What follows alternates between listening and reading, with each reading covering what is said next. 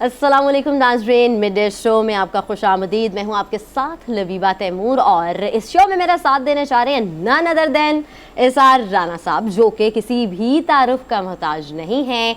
33 साल से सहाफ़त से मुंसलिक हैं। बहुत से प्लेटफॉर्म्स में आपने देखा होगा उनके तज्ज़िये और तबसरे सुने भी होंगे, और मैं अपनी खुशकिस्मती समझती हूँ कि आज मैं इनके साथ शो कर रही हूँ और मेरे साथ हैं, और हम इस प्लेटफॉर्म से यानी कि मिड डे शो से इनके तज्ज़िये और तबसरे लेंगे और आपको बताएंगे कि इनके नज़रिए में आजकल पाकिस्तान और पूरी दुनिया कैसे चल रही है। क्या हाल चाल है? शुक्र है। मैंने कहा मेरी बारी नहीं आनी, लबीबा नहीं बोले जाना है। मैंने कहा ये जहाँ सांस लेने के लिए रुकेगी ना वहाँ से पकड़ लेंगे। अच्छा ठीक है। अच्छा, ये जो हमारा शो है ना, हाँ, मैं यही चाह रही थी कि आपके तवज्जुह से मैं अपने नाज़रीन को बताएं कि what is exactly the mid day show, मतलब क्या है? अच्छा देखो, होता ये कि पाकिस्तान में ना आपको 3 तरह के शो मिलते हैं। मॉर्निंग शो मिलेगा, ठीक है, लेट नाइट शो मिलेगा, मैटनी शो मिलेगा, ठीक है ना। लेकिन पाकिस्तान में जो मिड डे शो है, ये क्रेडिट जो है आपको जाता है जिसने इसका आगाज किया। होता क्या है, 1 बजे तक ना, दोपहर 1 बजे तक सुबह से एक्टिविटी शुरू होती है, पॉलिटिकल बेशुमार चीज़ें, अदालतों में मामला चल रहे होते हैं, फिर उसके बाद पार्लियामेंट के अंदर चल रहे होते हैं, सेनेट में चल रहे होते हैं, प्रेस कॉन्फ्रेंसेस चल रही होती हैं। तो 1 बजे तक, दोपहर तक आके ना एक फेज जो है पॉलिटिकल वो मुकम्मल हो जाता है। अब आम आदमी क्या करता है, वो कहता है अब इस पे क्या होगा, इस पे क्या नतीजा क्या निकलेगा, इसका एंड क्या होगा। उसके लिए वो करता है रात तक इंतजार कि भाई रात आएगा और रात को फिर हमारे तजिया निगार फिर वो इस पे बात करेंगे। सब बैठकर देख रहे होते हैं कि आएंगे, आके बैठेंगे और उसके बाद फिर इसके ऊपर क्या बात करेगा फलाना, क्या बात करेगा फलाने के, क्या स्टांस होगा एग्जैक्टली, और वो फिर शाम तक वेट करना पड़ता है। हाँ, और शाम को फिर तो भाई दोपहर को क्यों नहीं हो सकता? हम बजाय इसको, ये मिड डे शो का मतलब ही यही है कि आप शाम तक इंतज़ार ना करें। आपको हम यहाँ ही मिड डे शो में जितनी डेवलपमेंट हुई है उसके हिसाब से आपको हम तज्ज़िये देंगे, तबसरे देंगे। आपको पूरी शाम का वेट नहीं करना पड़ेगा। यहीं आपको दोपहर 1 बजे ही आपको तज्ज़िये और तबसरे आपकी अपनी मनपसंद मिड डे शो यानी कि पब्लिक न्यूज़ पे मिल जाएंगे। अच्छा, उसमें क्या है, देखो, एक तो ये कि हम आपको तज्ज़िये तबसरे सिचुएशंस के ऊपर जो भी हैपनिंग जो भी है उस पर बात करेंगे। उसके साथ साथ हमारी कोशिश होगी कि जो एक्सपर्ट्स हैं इस मुख्तलिफ इशूज़ के, हम उनसे भी बात करें। तो वो जो एक इंतज़ार है रात तक का, वो खत्म। अब हम दोपहर को ही जो चीज़ हो रही होगी उसको एज इट इज़ जो है हम आगे बढ़ा देंगे, और उस पे जो एक्सपर्ट्स हैं उनकी ओपिनियन ले लेंगे, और जो रेलेवेंट पॉलिटिशियन है उससे बात कर लेंगे। तो ये होगा कि हमारे जो देखने वाले हमारे प्यारे व्यूवर्स हैं उनको ये रात तक का इंतजार, ये समझ लो कि मैं असी रात तिकर दा मामला ही निपटाता, ऐसे दोपहर ही काम मुका देना अपना जो भी होगा। हाँ। तो आजकल वैसे भी आपको पता है इतनी फास्ट सी जिंदगी हुई है, टाइम तो वैसे ही नहीं मिलता। बड़ी मुश्किल से आपका उसी वक्त दिल कर रहा होता है कि हाँ जी, जिस तरह से डेवलपमेंट हुई है और इसके हवाले से क्या है, क्या मतलब इसके नुक्ते निकल सकते हैं, क्या पॉइंट्स आ सकते हैं। तो भाई देखें, हम हाजिर हैं। 1 बजे ही हम लोग इस सारी आपकी जो समस्याएं हैं उनको हल करने के लिए इस शो पर हाजिर है। अच्छा देखो, ये अब अखबारात है ना, एग्जैक्टली किसी दौर में जो कारी होता था ना वो पूरा अखबार पढ़ता था, अब उसके पास टाइम नहीं है, अब वो सिर्फ हेडलाइन पढ़ता है, फारिग हो जाता है। हमारे अंदर जूं वक्त बढ़ रहा है ना, हम में जिसे कहते हैं ना तेजी बढ़ रही है। हाँ जी। कभी हम खाना खाने जाते थे, तुम्हें याद हो, कभी गए हो वैसे, मतलब बाहर खाना खाने जैसे बंदा जाता है तो उसमें जाके हम ऑर्डर देते थे, अब बैठे इंतजार कर, उस इंतजार का भी अपना एक मजा था। अब क्या होता है, ऐसे जाके ऐसे विंडो के साथ आप लगाए, वो कहना जी मेरा बर्गर पकड़ाए, वो गए। तो हमने भी कोशिश की है कि हम इन्हें चलते चलते कुछ चीजें जो हैं वो शेयर करते जाएं हमारे देखने वाले। मोबाइल सर्विस की तरह हम लोगों ने एक मिड डे शो भी बनाई। मोबाइल सर्विस होती है ना कि आप फौरन चलते चलते आप हर चीज अवेलेबल हो, तो ये मोबाइल सर्विस ये हमारी तरफ से। और ये मिड डे शो का जो क्रेडिट है ये डेफिनेटली हमारी जो प्रोडक्शन टीम है उनको जाता है। नुमान साहब ने बड़ी मेहनत की है, सामने बहुत मेहनत की है, इरा है हमारे साथ। तो इन लोगों ने मिलके ये शो को हमने एक शो बनाना है। क्योंकि अभी ये जरा आगाज है, थोड़ा लगेगा टाइम चीजें वो होने में। नाज़रीन, हम बेसिकली मिड डे शो किस लिए बनाया गया था आपको उसका थोड़ा सा ब्रीफ देना चाह रहे थे। बेसिकली हम लोग जो कि डेवलपमेंट होंगी ना, जिस तरह डे डेवलपमेंट्स होंगी, 1 बजे हम आपको उसकी तज्जिया देंगे, उसके तबसरे उसके ऊपर देंगे। और सिर्फ ये नहीं कि करंट अफेयर का, जो भी बेसिक यानी सोशल इश्यूज़ हैं, हम जिस तरह से एंटरटेनमेंट की कोई बात हो गई, स्पोर्ट्स इश्यूज़ हैं, हम सब उसको कवर करेंगे।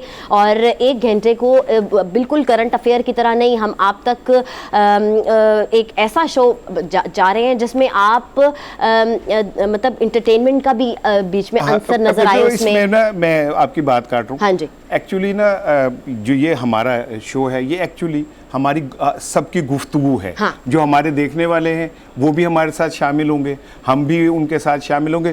और ये कोई शकील किस्म का कोई बड़ा यबूसत ज़्यादा हाँ, नहीं, वो जिस तरह का कोरली जो होता है करंट अफेयर वाला वो नहीं है। हम एक्चुअली चाह रहे हैं कि हम सारे शोबा लाइटर मूड में हंसते हंसते बात करते हुए संजीदा बात भी। पाकिस्तान में जो असल एक चीज़ है ना, हमारे मिजाज इतने ख़राब हो गए कि तलखी हमारे बहुत आ गई है हमारे लहजों में, तो हमने तलखी से नहीं जाना, हम तो हंसते हंसते मुस्कुराते हुए बात करेंगे। प्यार से हम इस मिड डे शो में आपको प्यार मोहब्बत के साथ ऐसे ऐसे करके सारी बातें बता जाएंगे। बिल्कुल ऐसे ही है। और अच्छा, हम थोड़ी बहुत जब डेवलपमेंट हुई है उसके ऊपर भी अब बात कर ही लेते हैं मेरे ख्याल से। क्या कहते हैं आप? बिल्कुल। डेवलपमेंट जो सबसे बड़ी हुई है वो ये है कि इमरान खान 6 सीटों पर कामयाब हुए हैं, उनका छक्का लगा है जनाब। आपको क्या लगता है? देखें, पंजाबी में कहते हैं एक तो सोनी उत्तो सुत्ती पई, ठीक है ना। एक तो खान साहब वैसे ही मान नहीं थे, हाँ। ऊपर से वो रात को उनका छक्का भी लग गया है ना? तो अब उनकी जो पॉलिटिक्स है ना, हाँ जी, उसमें मजीद तेजी आएगी, क्योंकि एतमाद बढ़ गया ना। एक उनके पास सनद आ गई कि भाई देखे मैंने पूरे पाकिस्तान में कॉन्टेस्ट किया और 6 सीटें मैंने जीती। हालांकि इसमें इटसेल्फ बहुत सारी कबात है। मिसाल के तौर पे कि क्या पीटीआई के पास इमरान खान के अलावा कोई कैंडिडेट नहीं? एग्जैक्टली। जो अगर एक कैंडिडेट उन्होंने अपने से अलावा लिया, मेहरबानो हार गई। हाँ। इसका मतलब ये हुआ कि जो पीटीआई के पास, इसका इमरान खान अगर नहीं होंगे तो हार जाएंगे। ये एक खुद पीटीआई के लिए बहुत बड़ा अलमिया है, इसे सोचना पड़ेगा कि भाई अगर इमरान खान नहीं लड़ेंगे तो क्या फिर इनके पास कोई क़यादत नहीं है? हाँ। और पाकिस्तान की जो जमहूरी अलमिया एक है ना, वो ये कि हम लीडरशिप डेवलप नहीं करते, हम लीडरशिप को आगे नहीं लाते। हम कहते हैं कि बस, मिसाल के तौर पे मोहतरमा बेनज़ीर भुट्टो थी, शहीद हुई, पीपल्स पार्टी वो नहीं रही, ठीक है। नवाज शरीफ साहब बाहर चले गए, मुस्लिम लीग नून में वो दमखम नहीं रहा।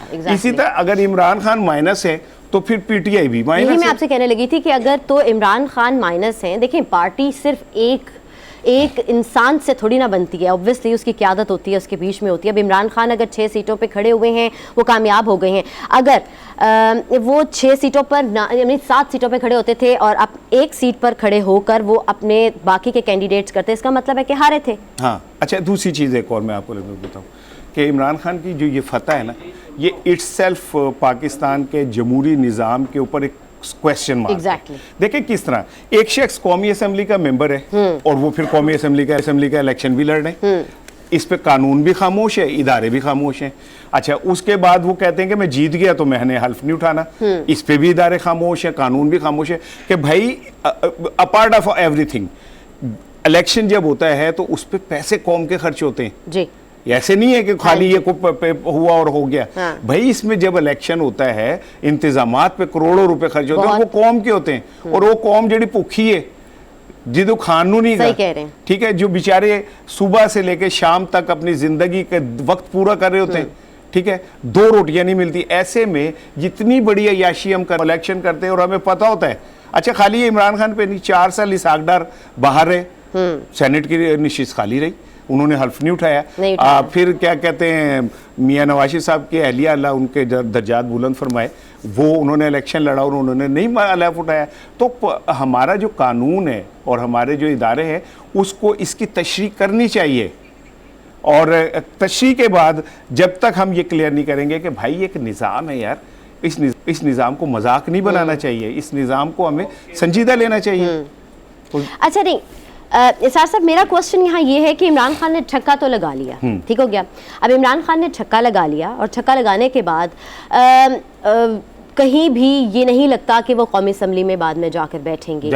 इतना पैसा खर्च किया, सब कुछ हो गया। आपको क्या लगता है कि अब उन्होंने इस इलेक्शन में काफ़ी कोशिश भी की, जल्द से जुलूसों में दिखाई, वो क्या बताना चाहते थे उनका देखें, नो डाउट इन इट, बयानिया भी उनका कामयाब हो गया, अब वो क्या बताना चाहते थे, प्लस अब इसके बाद वो क्या उनकी स्ट्रैटेजी रहेगी? देखें, मैं आपको एक बात बताऊं कि इमरान खान चूँकि एक मेहनती आदमी है और एक अरसे से वो मेहनत कर रहे हैं। लाइक हम 70s के अंदर जाके तो बंदा खंगता है तो बीमार पड़ जाता है, वो भाग भाग के सीढ़ियाँ चढ़ रहे होते हैं। फिर जलसों से खिताब करना कोई मामूली बात नहीं है। ट्रैवलिंग करना, फिर एक शहर से दूसरे शहर जाना, ठीक है, इस सारे में सॉरी, मैंने खंग की कहा तो मुझे देखो खंग आ गई है।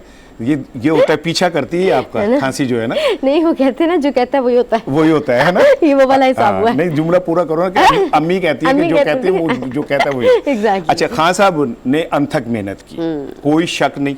उन्होंने अपने बयानिए के लिए दिन रात एक किया और उनका बयानिया बिक रहा है।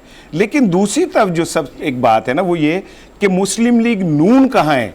मुस्लिम लीग नून एक बहुत बड़ी सियासी हकीकत है, उससे इनकार मुमकिन नहीं है। उस वोट बैंक से इनकार मुमकिन नहीं है, मियां नवाज शरीफ साहब की पॉपुलैरिटी से इनकार मुमकिन नहीं है। लेकिन इस इलेक्शन के अंदर पीपल्स पार्टी 2 सीटें जीत गई और इस मुस्लिम लीग नून को सिर्फ 1 सीट मिली। तो मैं ये समझता हूँ कि इस सारे उसमें मुस्लिम लीग नून को भी अपनी सफ़ों का जायजा लेना चाहिए। इसार साहब, मैं आपसे ये जानना चाह रही थी, जैसे अभी आपने फरमाया कि इमरान खान यानी पीटीआई इमरान खान के मतलब लाइक कुछ नहीं है उसके बगैर, आपको कहीं ना कहीं ये लगता है कि मुस्लिम लीग नून भी नवाज शरीफ के बगैर कुछ नहीं है? अब ये आवाजें उठनी शुरू हो गई ना, लोग कहना शुरू हो गए कि जी अगर इमरान खान का आपने मुकाबला करना है तो आप नवाज शरीफ साहब को आना पड़ेगा। ठीक है ना। अब नवाज शरीफ साहब तो आए और कब आएंगे ये उनकी अपनी मर्जी पे है। जब वो प्लेइंग फील्ड देखेंगे कि उनके हक में है तो वो आ जाएंगे। बाज़गश तो थी कि वो आ रहे हैं, बस वो आ रहे थी, लेकिन ना वो मियां नवाज शरीफ साहब बहुत ज़हीन समझदार सियासतदान है। पाकिस्तान की सियासत को जितना वो समझ, आप आसिफ जरदारी साहब का नाम लेते हैं, लेकिन मैं समझता हूँ कि मियां नवाज शरीफ को पाकिस्तानी लकूनस पॉलिटिकल जितने हैं वो उनसे बेहतर कोई नहीं जानता। डील शील का कोई तो वो आएंगे, डील शील तो हुई है तो मरियम गई हैं। तो लेकिन ये कि वो कब आएंगे ये फैसला उन्होंने करना है। लेकिन मैं आपको एक बात बताऊं, जिस दिन नवाज शरीफ साहब पाकिस्तान आ गए, पाकिस्तान की पॉलिटिक्स की डायनामिक्स चेंज हो जाएंगी। फिर मुकाबला होगा इमरान खान का और नवाज शरीफ का। तब मीडिया भी अपना रोल प्ले करेगा, जब वो आएंगे एक हाइप भी बनेगी। तो ये सारी चीज़ों के अंदर आप देखना ये कि मियां नवाज शरीफ साहब आते कब हैं, कब फैसला करते हैं वो आने का, जो बड़ी इंपॉर्टेंट चीज़ है। चलें, बस अब ये वहाँ ब्रेक का वक्त हो गया मेरे ख्याल से। यहाँ वक्त हुआ एक ब्रेक का, कहीं मत जाइएगा। Will be right back in a short break.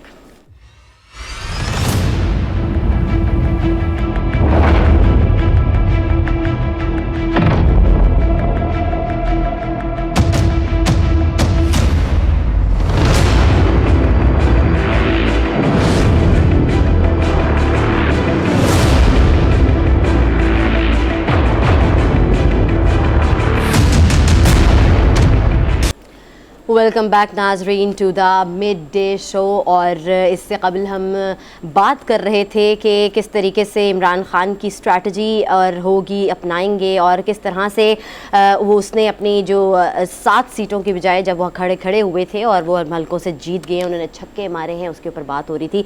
एक और बात जो सार साहब आपसे मैं करना चाह रही थी, राना सनाउल्लाह के हवाले से हम बात करना चाह रहे थे। उनकी एक बात, जत्थों से नहीं वोट से तब्दीली जमहूरी अमल, इमरान खान गैर मशरूत मुज़ाकरात करें, उनका ये समझ नहीं आई। कहीं वो खुद जब कहते हैं कि सख्ती से निपटेंगे, एक जगह पर ये भी कह रहे हैं कि हम सख्ती से निपटेंगे, उसके बाद फिर जत्थों से नहीं है वोट से तब्दीली लेकर आएंगे। वो कुछ खुद भी कंफ्यूज मुझे नजर आ रहे हैं राना सनाउल्लाह। आपको क्या लगता है? उसमें यह है कि देखें, वो बतौर वज़ीर दाखिला उनकी जिम्मेदारी है कि लॉ एंड ऑर्डर की सिचुएशन जो है उस पर काबू रखें।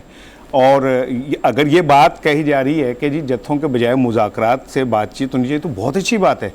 जमहूरी अमल का हिस्सा है कि हम गुफ्तगू करें। अगर हम ऐसी बैन तंजीमों से मुज़ाकरात कर सकते हैं तो हम आपस में क्यों नहीं बैठ सकते? अच्छा, और इसी बात के लिए यानी कि ये पूरा टोटल जो हम लोगों ने अभी डिस्कस किया, इसके ऊपर हम लोगों ने लिए, हमारे साथ गेस्ट हैं पीजे मीर साहब, सीनियर तज्ज़ियाकार हैं, सहाफ़ी हैं। बहुत बहुत शुक्रिया सर आपके वक्त का। क्या हाल चाल है सर आपके? Thank you Lubaba.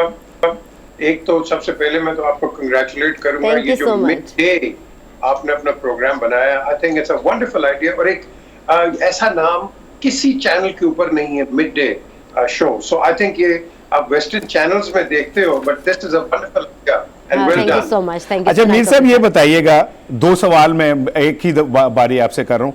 एक तो अभी इमरान खान की स्ट्रेटजी क्या होगी इस छक्के के बाद, दूसरा ये कि कल राना सनाउल्लाह साहब ने भी जो बात की कि भाई जत्थों की सियासत से कोई फर्क नहीं पड़ेगा, बैठ के बात हो सकती है, तो क्या ये समझा जाए कि अब आने वाले दिनों में कोई आपस में बैठ के कोई रास्ता निकाला जा सकता है पॉलिटिकल? ये जो इतना ज्यादा फस क्रिएट हो गया, कुछ कम होना चाहिए? देखें, ये जब जत्थों की हम बात करते हैं और इमरान का बयानिए की बात करते हैं, वो आपने देख लिया पहले वो 20 सीटों के अंदर क्या हुआ, फिर उसके बाद आज आप देख लें कि इस इलेक्शंस में क्या हुआ। तो इमरान का तो बयानिया बिल्कुल यही है, वो कन्फ्रंट इनको कर रहे हैं और इनको एक मेरे ख्याल एक मैसेज आज मिल गया है पीडीएम को कि at the end of the day Imran की पॉपुलैरिटी बहुत हाई है। ये आपके रिजल्ट्स की बात आती है।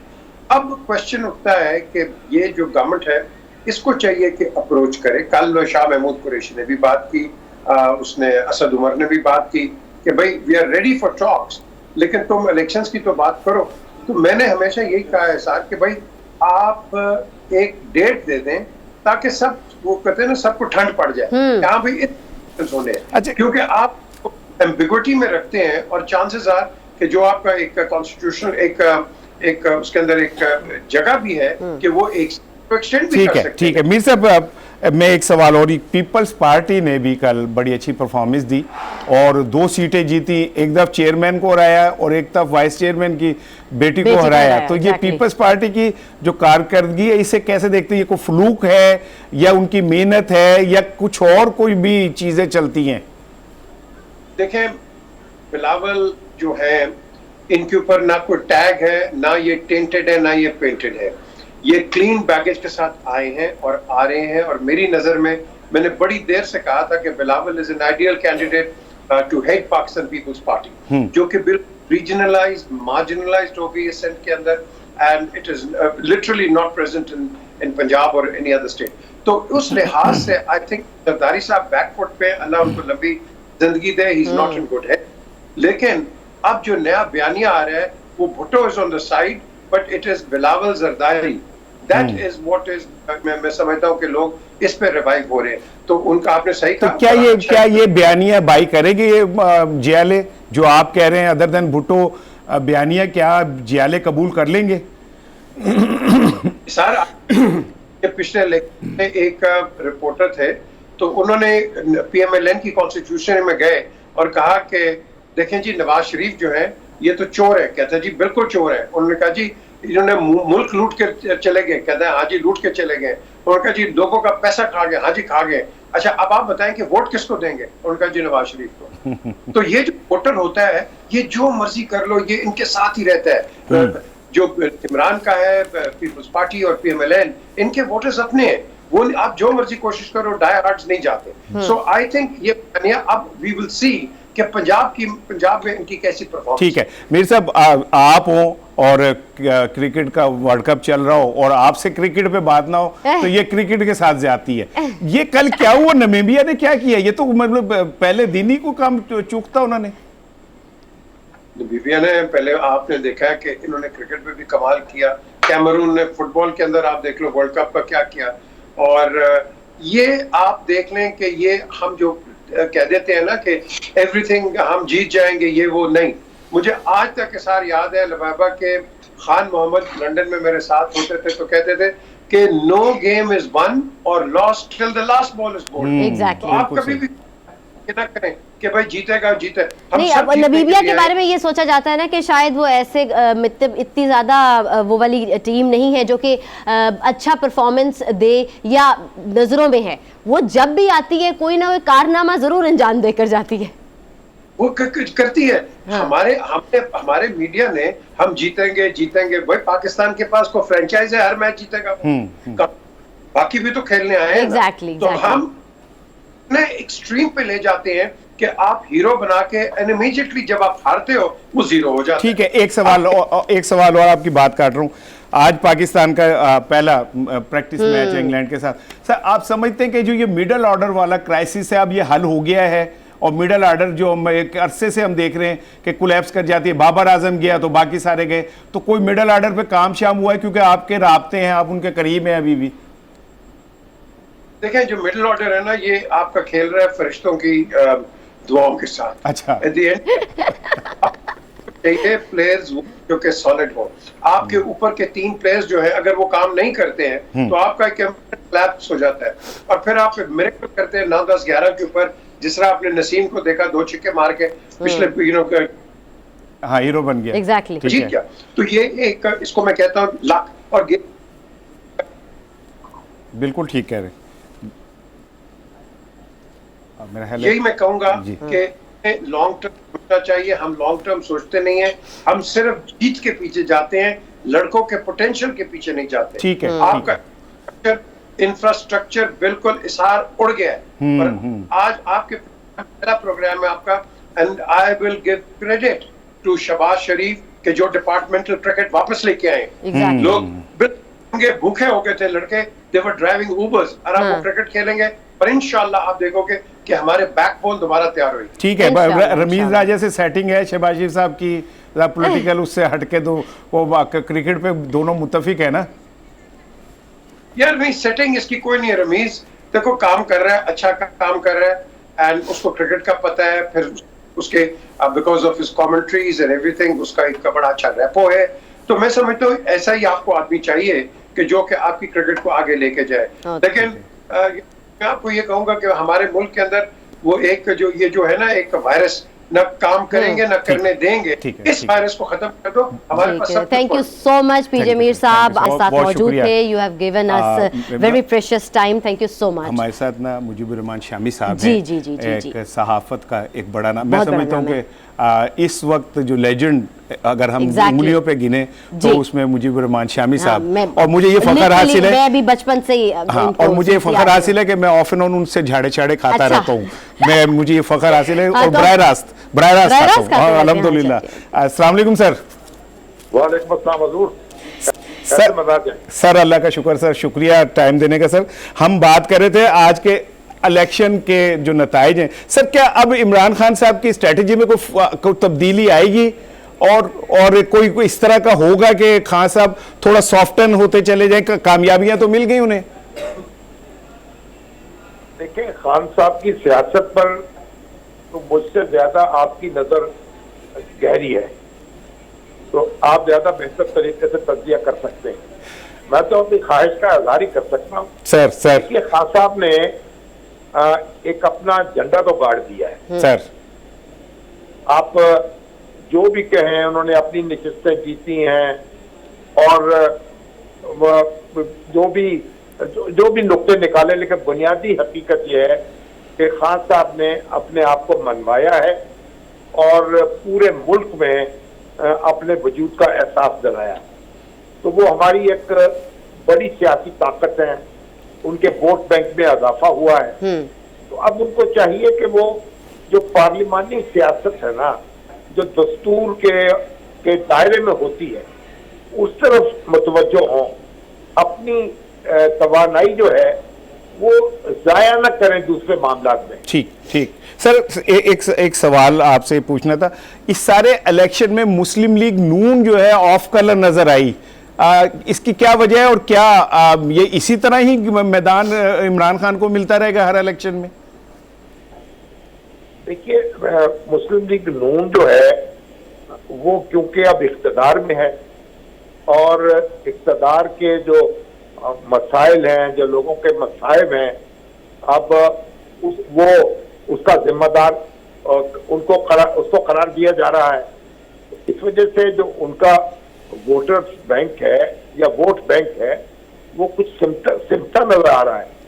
लेकिन ये क्योंकि मेरा ख्याल है बाई इलेक्शन था और कुछ सीटें जो इमरान खान साहब की अपनी सीटें थी वो उसमें लड़ रहे थे। मुस्लिम लीग में उनके उम्मीदवार तो उनके मुकाबले में खड़े हुए हैं, लेकिन कामयाबी उनको नसीब नहीं हुई। तो जो सूबाई असेंबली की नशिस्तें हैं 2, वो भी उन्होंने हार दी हैं, वो उनकी अपनी नशिस्तें थी। तो इसका मैसेज तो ये है ना राना साहब कि सियासत जो है वो किसी के घर की लौंडी नहीं है। बिल्कुल ठीक। ये इसलिए सियासी जमातों को अवाम पर तवज्जो देनी चाहिए, उनके मसाइल पर तवज्जो देनी चाहिए, और ये नहीं समझना चाहिए कि कोई मुस्तकिल जीत हो गई है किसी की या मुस्तकिल हार हो गई है। बिल्कुल ठीक, बिल्कुल ठीक, बिल्कुल ठीक, बिल्कुल ठीक, बिल्कुल ठीक। बहुत शुक्रिया बहुत शुक्रिया सर। बहुत शामी ने हमें वक्त दिया, हमारे साथ थे। उनके तज्जिए बचपन से ही मैं सुनती आ रही हूँ, माशाल्लाह माशाल्लाह। और अब वैसे कितने बचपन से सुनती आ रही हो? मैं अपने बचपन से सुनती आ रही हूँ। अच्छा। मैं अपने बचपन की बात कर रही थी। अपने बचपन की बात कर रही थी। हाँ, एग्जैक्टली ठीक है। यहाँ वक्त हुआ है एक ब्रेक का, कहीं ना जाइएगा, स्टे विद अस।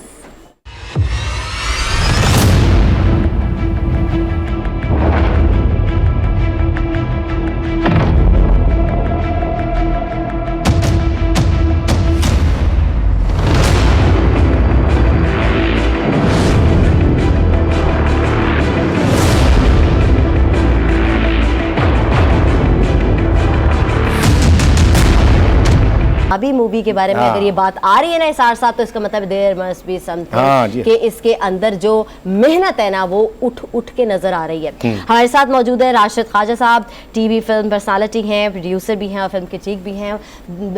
बहुत बहुत शुक्रिया सर, आपने अपना वक्त निकाला और यहाँ आए, और specially the legend of Maula Jatt के ऊपर बात करने के लिए हमारे साथ आए हैं। सर मेरे एक क्वेश्चन है, ये मूवी पंजाबी में क्यों बनी है? पहले तो ये पूछें कि ये फिल्म कैसी जा रही है, रिलीज हो गई है? अरे हम आएंगे उस तरफ। पंजाबी की इतनी अहमियत क्यों बन जाती है? देखिए इसके बहुत सारे टेक्निकल रीजंस हैं। जब आप उर्दू में बनाते हैं और इंटरनेशनल रिलीज के सोचते हैं और दुनिया भर में रिलीज करने का सोचते हैं और दुनिया की नज़र में आने के सोचते हैं, तो फिर उर्दू में आप compete कर रहे हैं हिंदी सिनेमा से, जो कि आप नहीं कर सकते। आज आपने ये पंजाबी फिल्म जो बनाई है हमारे बिलाल लाशारी ने, ये दुनिया की सबसे बेहतरीन फिल्म है। इस ऐसी पंजाबी फिल्म हिस्ट्री में किसी ने नहीं बनाई। सो आई थिंक ये ज्यादा बड़ा। ठीक है, अगर ऐसा जितनी आपके खुशी है चेहरे पे, Exactly. ठीक है, हम भी उतनी ही फील करते हैं, क्योंकि हम चाहते हैं कि पाकिस्तान इंडस्ट्री जो है, जो माजी में उसका एक मुकाम था, उसे वो वापस मिलना चाहिए। हाँ। क्या वजह है, क्यों पीछे रह गए, कहाँ हमने मार खाई, कहाँ गलती की? आपसे बेहतर कोई इस पे कमेंट नहीं कर सकता। देखिए इसमें तो बहुत सारे रीज़न है और पूरा एक प्रोग्राम चाहिए ये सारी बातें डिस्कस करने के लिए।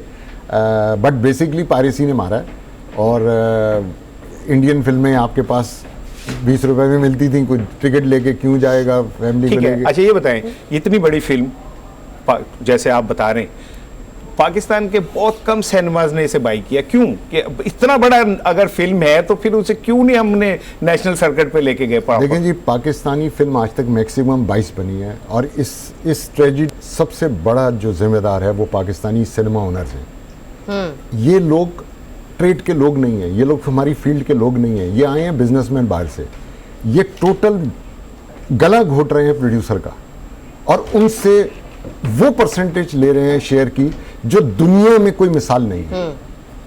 इंडिया में जब बड़ी फिल्म आती है तो वहां पे 60% दिया जाता है, हॉलीवुड की जब बड़ी फिल्म आती है तो वहां 80% तक सिनेमा देता है, और पाकिस्तान में ये 40% की बात कर रहे हैं। ठीक है, अच्छे से ये बताएं कि जो इसकी सिनेमाटोग्राफी है वो बड़ी डिफरेंट है, वो ऐसा लगता है हॉलीवुड की कोई मूवी देख रहे हैं। इतना बड़ा इनकलाब कैसे आ गया एकदम?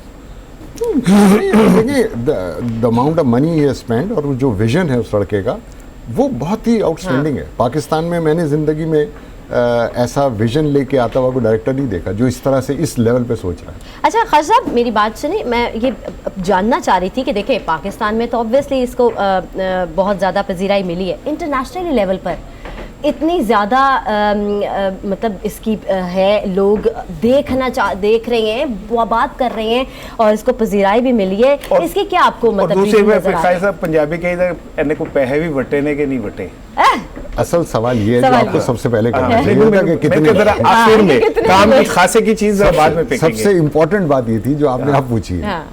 पाकिस्तान में आधे सिनेमा ने रिलीज नहीं की, उसके बावजूद इसने सब रिकॉर्ड तोड़ दिए। अच्छा। और ऑलमोस्ट पहले वीकेंड पे 10 करोड़ क्रॉस कर चुकी है। अच्छा। और इंटरनेशनली ये, अब आप गौर से सुनिएगा, शायद पाकिस्तान की 20 फिल्मों ने मिलकर इतना ना किया हो जितना इसने एक वीकेंड में ऑलमोस्ट 40 करोड़ तक किया है वहाँ। अच्छा, वेरी नाइस, वेरी नाइस। ये वो फिल्म है। अब जो आपका जवाब था ना, जो पहला सवाल था कि पंजाबी में क्यों बनाई, उर्दू में क्यों नहीं बनाई, तो उसका सबसे जो जवाब है वो ये है कि अगर ये पंजाबी में ना होती तो इंडियन जो पंजाबी है वो इसमें ना आता कभी। हिंदी फिल्म के लिए उनके लिए एक्साइटमेंट नहीं है और पंजाबी फिल्म के लिए एक्साइटमेंट है। आप जिस यूके, कनाडा, यूएसए जिस सिनेमा में जाके देख लें, वहाँ 50% आपको सिख कम्युनिटी में। चढ़ता पंजाब ते लहंदा पंजाब, वो दोनों इकट्ठे हो गए ना इस फिल्म की वजह से। बिल्कुल, दोनों इकट्ठे हो गए। बिल्कुल। अच्छा सर, एक चीज मैं आपको ये बता रहा हूँ कि 50% ऑडियंस इस वक्त जो है ना, नॉर्वे, ऑस्ट्रेलिया, यूके, कनाडा। और खास साहब वैसे ये भी बहुत कम देखा गया है कि इंडियन फिल्म इंडस्ट्री के जो एक्टर्स एक्ट्रेसेस हैं उनकी जानिब से पाकिस्तानी एक्टर एक्ट्रेसेस को थोड़ी बहुत अप्रिसिएशन भी कोई इतनी खास नजर आती है। Maula Jatt, the legend of Maula Jatt के स्पेशल कैरेक्टर्स के ऊपर स्पेशल एक्टर्स ने, बॉलीवुड एक्टर्स ने स्पेशली कहा है। मुझे इस बात पे कोई एक्साइटमेंट नहीं होती कि इंडियन एक्टर ने कोई तारीफ कर दी। कहने का मतलब है कि उन लोगों ने भी इस चीज को, उन्होंने फिल्म देखे बगैर, ट्रेलर देख के किया था और उसमें ज्यादातर रिलेशनशिप है, बिकॉज मायरा ने वहाँ काम किया है, फवाद ने वहाँ काम किया है, वहाँ पे हुमायूमा ने काम किया है, तो वो तो एक रिलेशन है सबका, तो वो उस वजह से दे रहे हैं। लेकिन फिल्म आप जो भी देखेगा वो इट्स अ माइंड ब्लोइंग। ये बताएं कि ये जितने अदाकार हैं ये सब उर्दू पे इनकी दस्तरस है। पंजाबी एक टिपिकल पंजाबी एक्सेंट, एक टिपिकल पंजाबी बैकग्राउंडर के साथ जो डायलॉग बोलना, ये बड़ा डिफरेंट सा काम है। पहली बात तो ये एक परसेप्शन है कि सब उर्दू स्पीकिंग उसके अंदर है, ऐसी बात नहीं है। सारे लाहौर के नहीं, मेन कैरेक्टर्स जो है, कैरेक्टर्स फवाद लाहौर में रहता है, सारी जिंदगी लाहौर में रहा, यहीं का लाहौरिया है। हमजा घर में पंजाबी बोलता है, यहीं का है। हुमायूमा यहीं की है। तो कौन एक माहिरा है जो कराची से आई है। हाँ।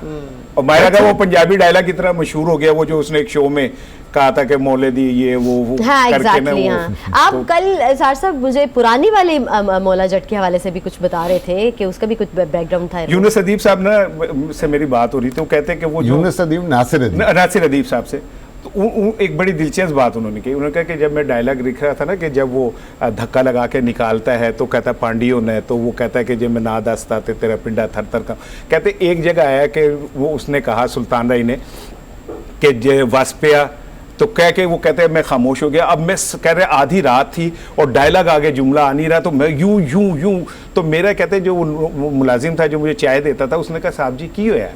तो मैंने कहा कि यार मैं यहाँ फंस गया हूँ कि उसने कहा कि जे मैं वास्पे आते कोई मैंने अब समझ नहीं आ रही। तो उन्होंने कहा जी तुम सीधा कहो कि जे वास्पे आते नक नक डूब जाएगा।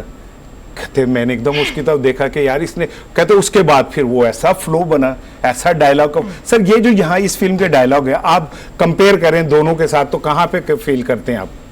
देखिए जी, उस फिल्म के साथ कोई कंपैरिजन नहीं है। ये फिल्म दोबारा लिखी गई है, सिर्फ कैरेक्टर्स वो हैं, कहानी भी अलग है, हर चीज़ अलग है। और ये जो एक विजनरी है, जो कि आप उसको जीनियस भी कह सकते हैं, मुझे तो कोई इस पे एतराज़ नहीं है कि उसको जो है कोई पाकिस्तान के टॉप ऑफिस से रिकग्निशन हो इस आदमी की, जो बिलाल लाशारी ने करके दिखा दिया। It is a mind blowing film. आप देखेंगे तो आपकी आंखों को, आपके जहन को, आपके दिल को सुकून मिलेगा। साहब आपका तो कोई हिस्सा नहीं है? नहीं, मेरा कोई ताल्लुक नहीं। जितनी आप कर रहे हैं मुझे लग रहा है आपका भी है। मैं बहुत कम कर रहा हूँ। अच्छा, अभी कम कर रहे हैं। ट्रीट। अच्छा, मुझे लगता है मेरा कोई ताल्लुक नहीं, एग्जैक्टली, मुझे किसी से कोई ताल्लुक नहीं। देखिए, एक अच्छे काम की एक एक पीस अगर इस तरह से निकला है और उसकी तारीफ मेरे ख्याल से बनती है जितना कर रहे हैं। मेरे लिए प्राइड है, मुझे आज तक कोई पाकिस्तानी फिल्म देख के ये प्राइड नहीं मिली जो मुझे इस फिल्म को देख के मिली। और हम सब के लिए हम समझते हैं फख्र हो रहा है कि हमने इस लेवल पे आके ये किया है और फाइनली पंजाबी सिनेमा को आगे लेके आए हैं इस तरह से। अच्छा, आपको ये कैसा लगता है इम्पैक्ट क्रिएट कर साहब कि इस टाइम पर हमें इस तरह की फिल्म्स की ज़रूरत है, इस तरह के प्रोड्यूसर्स डायरेक्टर्स की ज़रूरत है, इस तरह के टैलेंट की ज़रूरत है? देखिए अगेन ये एक ऐसा सवाल है कि बहुत टेक्निकल इसका जवाब है और बहुत लंबा जवाब है, हमें उसमें अच्छा, नहीं, हमें इस फिल्म को सेलिब्रेट करना है। माजी में I am sitting here celebrating माजी में शान ने भी इसी लेवल पे कुछ फिल्में वार्नर ब्रदर्स के साथ मिलके भी उसने बनाई। किसने? शान ने। और इसी लेवल के ऊपर, लेकिन वो पजीराई नहीं मिल सकी जो इस फिल्म को मिली। क्या इसमें मार्केटिंग भी? पहली बात मैं आपको ये क्लियर कर दूं कि पाकिस्तान की हिस्ट्री में इससे बेहतर फिल्म आज तक नहीं बनी। अच्छा, जो लेवल इस बच्चे ने अचीव कर लिया है, ये लेवल पे आज तक कोई नहीं पहुंच सका। अब मैं आपको फिगर्स की बात कर रहा था, वो फिर बीच में रह गई। हाँ कि सिर्फ पाकिस्तान के लिए नहीं, ये वर्ल्ड वाइड पहला वीकेंड जो है ये 50 करोड़ से ऊपर होगा। अच्छा अच्छा अच्छा अच्छा। मतलब पहला वीकेंड दुनिया में पसरा है। मैं सिर्फ हमारे ये यहाँ पे जो वो सिनेमा ओनर्स हैं ये इसको तबाह कर रहे हैं कि वो करने नहीं दे रहे उस लेवल पे इसको वरना ये आज जो रिकॉर्ड इसने यहाँ पाकिस्तान में सिर्फ हल्के से तोड़े हैं, ये रिकॉर्ड उस मार्जिन से टूटेगा अगले 50 साल में। ये जितने भी सिनेमा हैं ये मम्मी डैडी सिनेमा में लगी है ये फिल्म। वैसे ज्यादातर जो रवायती सिनेमा है उस उन्होंने लिफ्ट नहीं कराई। आपने पूरी रिसर्च नहीं की ये इंटरव्यू करने से पहले। एक छोटे छोटे पाकिस्तान के सारे गांव और हर जगह लगी है, कहाँ नहीं लगी? मैं बड़े शहरों की बात कर रहा हूँ। मैं बड़े शहरों की, लाहौर, कराची, जी लाहौर में, गुलिस्तान की बात कर रहा हूँ। आप क्या बात कर रहे हैं? एबट रोड के सारे सिनेमा में लगी हुई है। तो फिर आप कैसे कह रहे हैं कि जनाब अली पाकिस्तानी सिनेमा ने लिफ्ट नहीं कराई? मैंने कहा आधे सिनेमा ने नहीं लगाई, तो मेजर सिनेमा पे तो लग गई। से मेजर सिनेमा सबसे बड़ी चेन है सिनेपैक्स, उनके 42 स्क्रीन हैं, उन्होंने नहीं लगाई। फिर कराची का सबसे मेजर सिनेमा है न्यूप्लेक्स, उनके कोई 15 स्क्रीन हैं, उन्होंने नहीं लगाई कराची में ही। फिर उसके बाद एक और है बहरिया ने नहीं लगाई। अच्छा, उनसे कोई बातचीत चल रही है कि नहीं? मैं तो समझता हूँ कि बातचीत क्या, अब उनको देनी नहीं चाहिए, जिंदगी भर उनको तरसाना चाहिए। मैं सब स्टैंड ले लेना चाहिए। बिल्कुल ले लिया, एक जवान निकला है जिसने स्टैंड ले लिया। हाँ, जैसे को तैसा। बिल्कुल। अच्छा ठीक है सर, आखिरी सेकंड है हम आपसे जाते जाते, क्या अब ये समझा जाए कि इस फिल्म के बाद मजीद अच्छी फिल्में मिलेंगी देखने को पाकिस्तानियों को? देखिए जी, फिर अगर आप वो सवाल हाइपोथेटिकल, इसका मेरे पास कोई जवाब नहीं है, मिलेंगी नहीं मिलेंगी ये तो हम देखेंगे वक्त के अच्छी साथ। ख्वाहिश रखनी चाहिए, अच्छी ख्वाहिश रख लेनी चाहिए। लेकिन मैं ट्रेड का आदमी हूँ, मैं इस तरह से ऐसे ही फजूल में नहीं खुशी आपके चेहरे पे आई हुई है ना, मैं चाहता हूँ और फिल्मों को मैं सिर्फ इस फिल्म को सेलिब्रेट करना चाहता हूँ, मैं वो वादे नहीं करना चाहता। और हमारी सबसे बड़ी बदकिस्मती है इस टाइम पर, क्योंकि राशिद खाजा साहब ने जिस तरह से कह दिया हुआ है कि हम लोगों ने नहीं देखा, बिल्कुल भी नहीं देखी। और इंशाल्लाह जिसने नहीं देखी वो प्लीज जाकर देखे, क्योंकि इतनी खुशी दीदनी है राशिद साहब की, खालिद साहब की, और मैं तो भाग के देखने लगी। ठीक है, मुझे भी साथ ले जाना। हाँ प्लीज, इकट्ठे जाएंगे हम दोनों, क्योंकि इस खुशी के बाद तो ये देखना बहुत जरूरी है। बहुत बहुत शुक्रिया सर, आपने अपना वक्त दिया। हमारे शो का वक्त खत्म हो गया है। इसार साहब, अगर आप कुछ जाते जाते कहना चाहें तो अपने नाज़रीन बस मैं तो यही कहूँगा कि हमें अपने पाकिस्तानी होने पे फख्र होना चाहिए, और लेजेंड ऑफ मौला जट जो है ये आगाज जरूर देखिएगा। बहुत बहुत शुक्रिया, अपनी दुआ में याद रखिएगा, और इंशाल्लाह कल इस वक्त दोबारा मुलाकात होगी। अल्लाह हाफिज।